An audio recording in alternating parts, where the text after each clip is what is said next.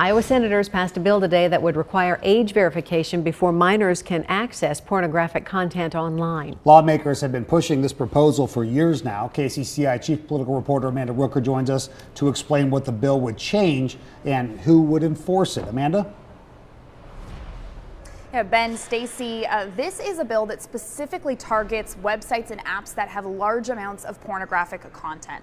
This bill says that if it were to become law, the creators of these websites would have to verify that users are over the age of 18 before allowing users to access their content. And if they don't, if a minor is allowed to access that content, those websites could have to pay thousands of dollars in fines. And the bill lays out several different ways that companies could check age, including digital ID, transaction records, or any other method that the Iowa Attorney General approves. It also says companies could not keep, sell, lease, or share personal information collected through those checks unless required by law or court order. Iowa's Attorney General would be in charge of enforcing this bill.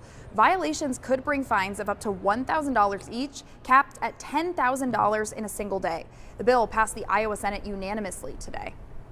I know this bill will not solve the problem of the prolific and ubiquitous presence of pornography with which we in our society are assaulted daily, but at least it puts a speed bump in the pathway of a child who might stumble into this damaging and dangerous influence.